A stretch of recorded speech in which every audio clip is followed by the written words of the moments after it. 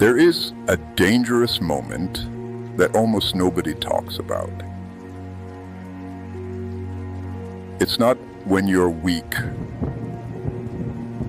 It's not when you have failed.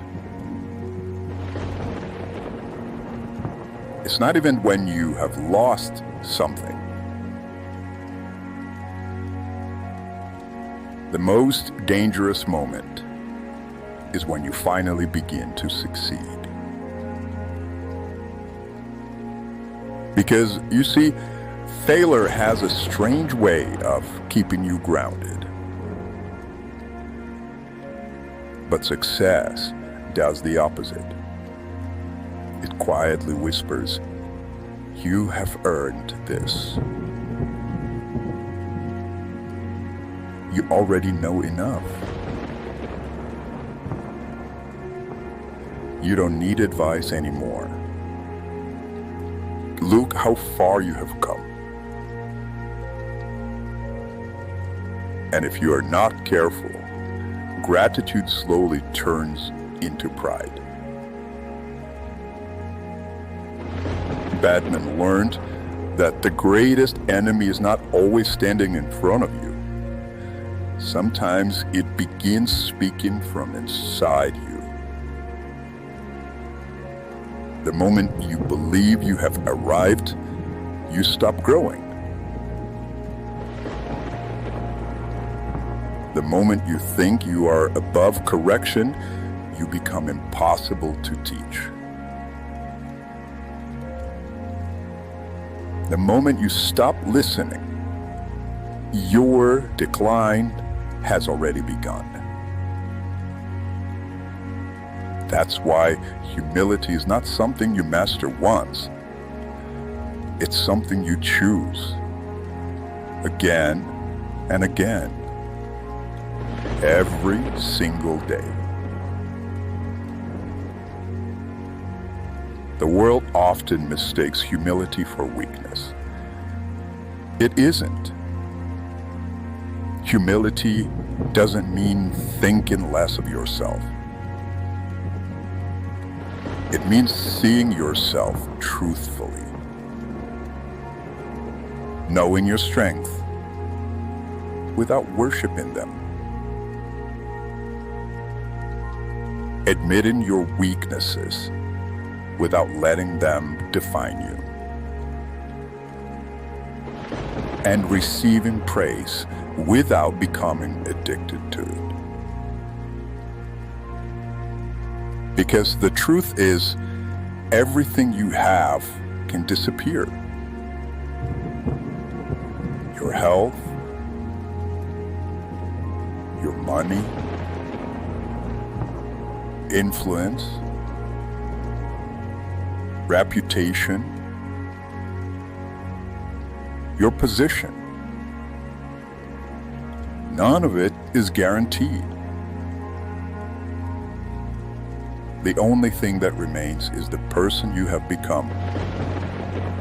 And that person must remain humble. Why? Because humility keeps your heart teachable. The proud man stops learning. The humble man never does. The proud man believes every victory proves he was right. The humble man asks, "What can this victory still teach me?" That's why God often entrusts more to people who don't believe they're entitled to it. Not because they lack confidence, but because they remember where every blessing came from.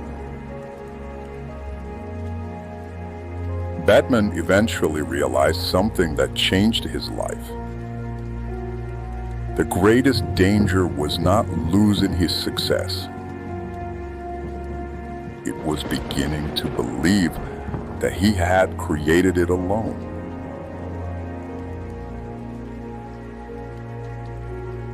The moment you forget the hands that helped you, the prayers that carried you, failures that shaped you and the grace that protected you. You begin building your identity on yourself. And anything built entirely on the ego eventually collapses.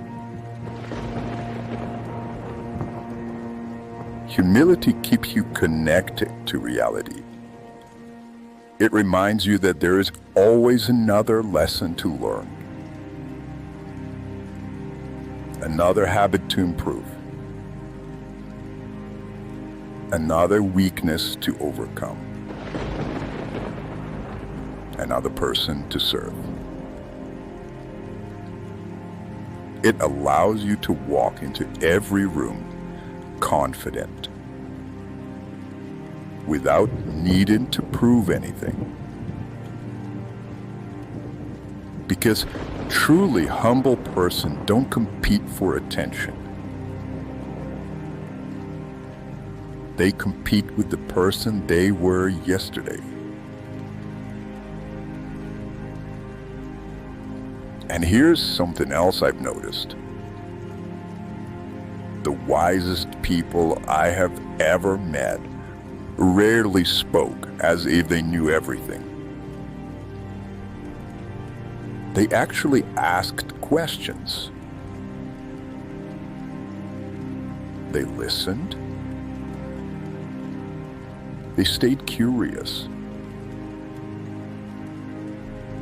The loudest voices often carried the smallest understanding. The deepest wisdom usually arrived quietly.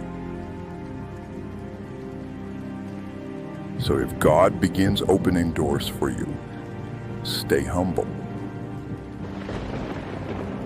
If people begin respecting you, stay humble. If your prayers begin to unfold exactly as you hoped, stay humble. Because the goal was never simply to receive the blessing. The goal was to become the kind of person who could carry it without letting it replace God. Never reach the point where success makes you believe that you no longer need Him. Because the higher you climb, the more humility you need, not less. Remember this, you will never outgrow the need for wisdom, and you will never outgrow the need for humility. Because the strongest people are not those who think they have arrived. They are the ones who never stop kneeling before the one who brought them this far.